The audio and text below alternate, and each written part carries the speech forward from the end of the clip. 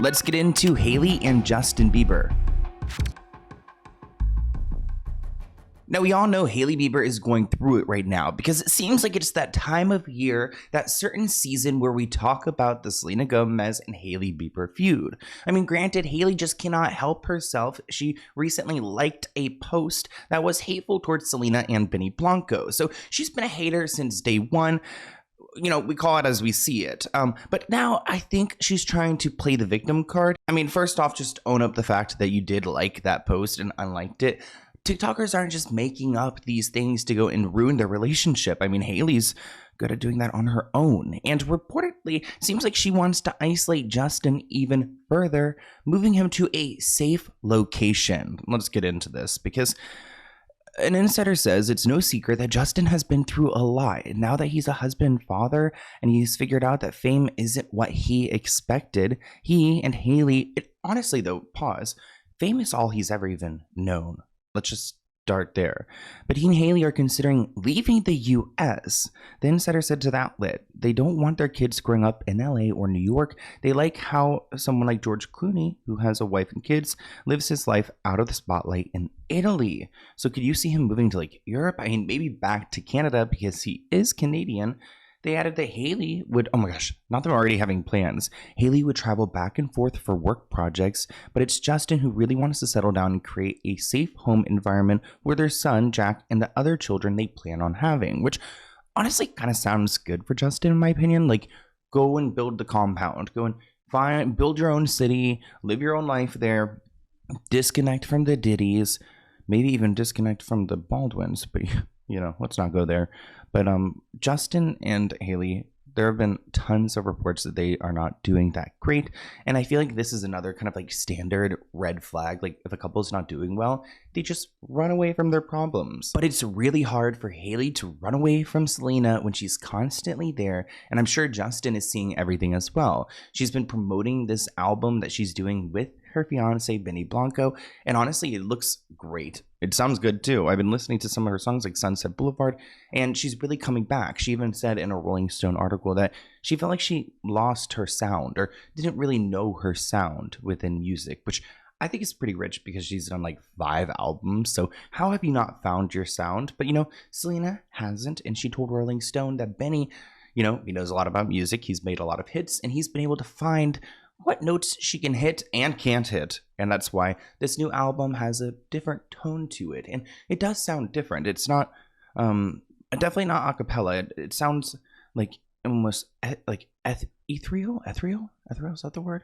It sounds like angelic, her voice, because they put like, you know, the good filters on it. Benny Blanco knows how to make his wife or his future wife sound good. But I felt really comfortable, probably too comfortable making this album. Yeah, it's because at a house. I just feel like your guard is down when you're in a house. It's different. You're not like in a studio and they're like, hey, let me take your order. Like, you're in a house, your guard's down. We had our friends come over to make the album. We weren't thinking like, oh my God, like this album is, I didn't even know anyone was gonna hear this at first. I just thought it was a good idea and exercise to try to do. Now, in my personal opinion, Hailey has a lot to deal with, but step one for me would be to figure out how to get yourself away from this Selena Gomez mess, whether it's therapy, just figuring out how you could avoid going and liking hateful things about her, and I don't know, just trying to be her. But I think a lot of it goes on Justin as well. He's hung up on it. He can't believe that his old music producer best friend is now dating his longtime girlfriend, the same ex-girlfriend who he texted 23 times on the day that he got married to Hailey Bieber.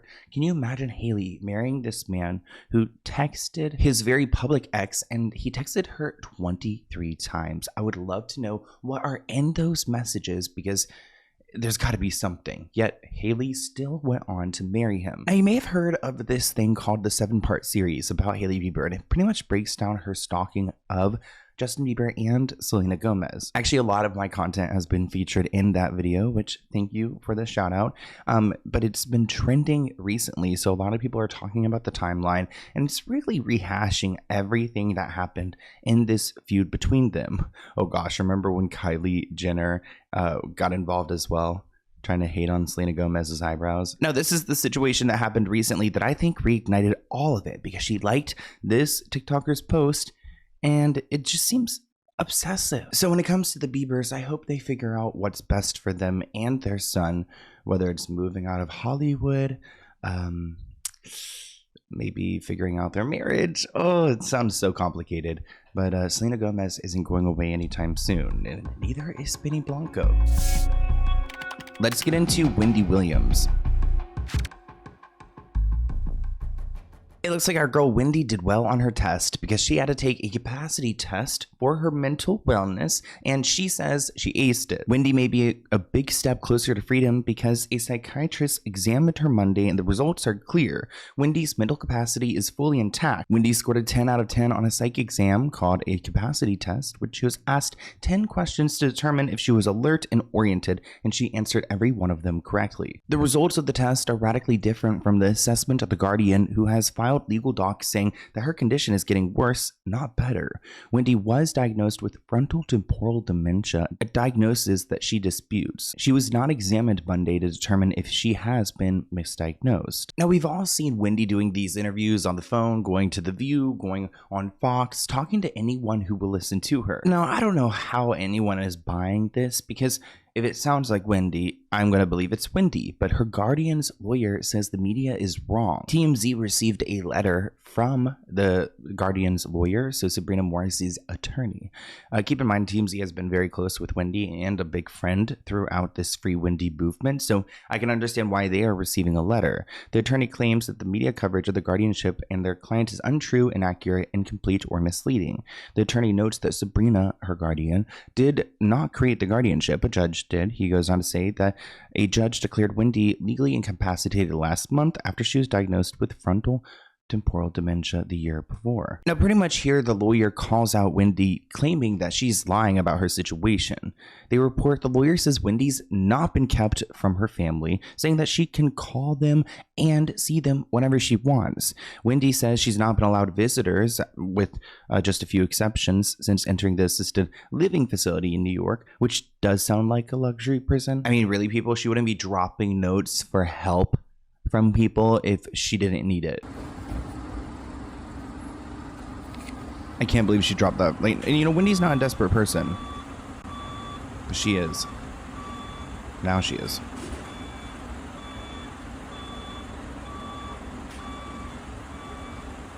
And honestly, she even looks like coherent here. Very different than what I'm used to seeing like in the documentary. The lawyer says Wendy's receiving excellent medical care. Okay, then why is she speaking out? Saying there's a spa, a workout room, excellent food, a dining room, an outside terrace. So she's hanging out. I mean, yeah, you've got a nice spa and a workout room, but she's also on a floor with the people who have dementia, that really have dementia. Wendy says she's often denied access to many of these perks because she can only leave the 5th floor memory unit with permission. So it's interesting that the lawyer is trying to play everything so cool and calm and collected when we get reports like this, that Wendy Williams' assisted living facility files a police report accusing her niece, Alex Finney, of kidnapping her for dinner. Wendy calls it unbelievable. Can you imagine being Wendy Williams' niece and now being like wanted by police? This article rates so much for Wendy being able to come and go as she pleases and spend time with her family because the facility where she's being housed has filed a police report claiming her niece broke the law by taking her to dinner. There is no way in hell that Alex, her niece, is a bad guy. She's been one of Wendy's champions for a while. I would argue even more than Wendy's son because her son put her in this situation. But here's a recent clip of Wendy with her niece Alex. Does it really seem like Wendy's being kidnapped? How are you going? You look beautiful today, Wendy. Can you tell us what's going on? We support you. Happiness. You look great. Freedom. You look amazing. Seriously. You look wonderful. You look healthy. You're doing good. Thank you. You're safe. I know your family's taking care of you. Yes. That's what counts.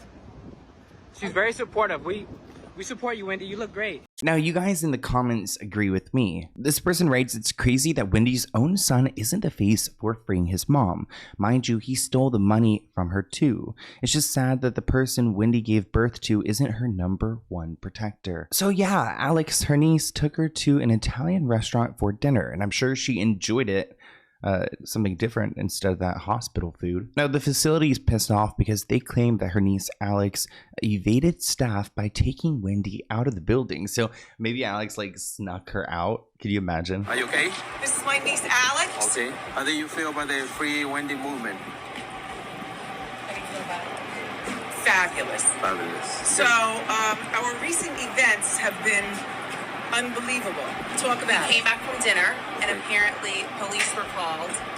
But I was told that at some point, police were called because the coterie here was saying allegedly that I took my aunt from this facility and whisked her away without any sort of confirmation or approval. Which, according to everything that we have learned in terms of this whole situation, wondering exactly how that correlates with the statements that the Guardian has made that Wendy is able to come and go as she pleases. Right. And that there are no family visits that are blocked. Clearly, they are lying to me when they say I can go out and do what I want to do. This is my niece Alex. She just flew in from Miami, okay? I just came from the hospital. So we are going out to celebrate.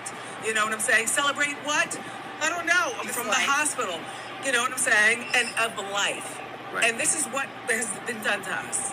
You could hear in that moment that Wendy's fully aware and actually really hurt. I mean, I'm glad that they two together are challenging the system and publicly doing it. Honestly, Alex is such a great person for her to have for that. I don't think Wendy's son could do the same thing. I don't think he'd have the same effect. Keep in mind that her niece Alex is also in entertainment. She's, I believe, a newscaster in Florida, so she's very outgoing. I think more outgoing than Kevin Jr. is. As I said, Alex is doing a great job at advocating for the Free Wendy movement, and that is why her guardian Sabrina is pissed off. They're talking to the public, and she actually wants to move Wendy to a different facility. TMZ is hip to an email that the judge fired off to Wendy's lawyer. The judge is having trouble hiding her contempt for the former talk show host. The judge references a prior hearing in which she ordered Wendy to be moved to a new facility, somewhere with more restrictions where she definitely cannot freely go. Multiple sources with direct knowledge tell TMZ the judge is pissed off that Wendy has been speaking to the media and grousing about the guardianship, and the facility she's in, calling it a luxury prison. Our sources say the judge has repeatedly warned Wendy not to speak to the media.